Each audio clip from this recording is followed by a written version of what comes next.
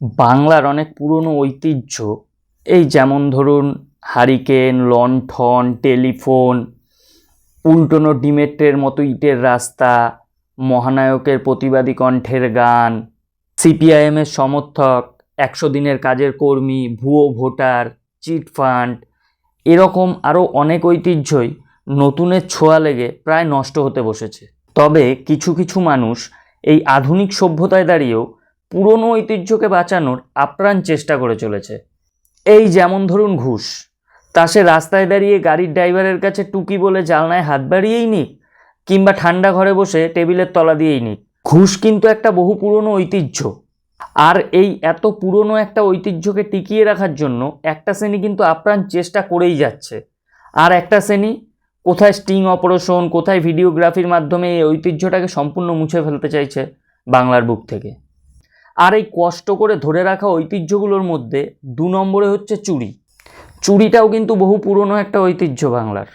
অনেক স্ট্রাগল করে, অনেক মানুষের অনেক কথা শুনে কিছু মানুষ প্রতিনিয়ত লড়াই করে যাচ্ছে শুধুমাত্র এই ঐতিহ্যটাকে ধরে রাখার জন্য।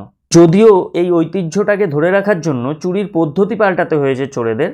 আগে চোরেরা শীত কাটতো, এখন অজয় ময়ূরাক্ষীর বালি কাটে। আগে পকেট মারেরা মানুষের পকেট লিক করতো, এখন প্রশ্নপত্র লিক করে। আগে চোরেরা বন্দুক, ভোজালির খোঁচা দিয়ে মানুষকে ভয় দেখিয়ে চুরি করতো, আর এখন চোরেরা পেনের খোঁচার ভয় দেখিয়ে চুরি করে। দাদুর মুখে পুকুর চুরির গল্প শুনেছিলাম, এখন দেখছি চাকরিও চুরি হয়। আগে গরিবরা বড়লোকদের বাড়িতে চুরি করত, এখন সেই প্রতিশোধ নেওয়ার জন্য কিছু স্ট্যাম্প মারা বড়লোক গরিবদের হকের জিনিস চুরি করে খাচ্ছে। আর তারা যেভাবে বুদ্ধি খাটিয়ে প্রত্যেক দিন নতুন নতুন পন্থা বার করছে, তাতে আমি নিশ্চিত এই চুরি ট্র্যাডিশনটা বাংলা থেকে কোনোদিনও বন্ধ হবে না। কারণ যত দিন যাচ্ছে চোরেদের রিস্কটা খুব কমে যাচ্ছে। আগে চোরেদের মনে একটা ভয় থাকতো, ধরা পড়লে পাবলিক কেলিয়ে স্বর্গের সিঁড়ি দেখিয়ে হাসপাতালের মর্গে পাঠিয়ে দেবে। আর এখন চোরেরাও খুব ভালো করে জানে, ধরা পড়লে পাবলিক চোরেদেরই সমর্থনে মিছিল বের করবে, আর তার ঠাঁই হবে হাসপাতালের কোনো ভিআইপি কেবিনে, নিজের বাড়ির থেকেও ভালো। এই নতুনের হাওয়া লেগে হারিয়ে যাওয়া ঐতিহ্যগুলোর মধ্যে আরও একটা জিনিস হচ্ছে মোড়ের মাথার চায়ের দোকান। মোড়ের মাথার চায়ের দোকান মানে ওই নিয়ন আলোর ভিড়ে টি টেবিলের মধ্যে শৌখিন চায়ের কাপ রাখা চায়ের দোকান নয়। আমি যে চায়ের দোকানের কথা বলছি সেটা সম্পূর্ণ আলাদা। এইসব চায়ের দোকানে কোনোদিনও কোনো ফুড ব্লগার ব্লগিং করে না। তাস যদি কোনোদিন আন্তর্জাতিক স্তরে খেলা হয়, তবে আমি নিশ্চিত শিরোপার মুকুট বাঙালির মাথাতেই পড়বে। আর সেই বাঙালি তার স্ট্রাগলের গল্প বলতে গিয়ে যে চায়ের দোকানের কথা তুলে আনবে, আমি সেই চায়ের দোকানের কথাই বলছি। কারণ এইসব চায়ের দোকান বড় বড় তাস প্লেয়ারদের জন্ম দেয়।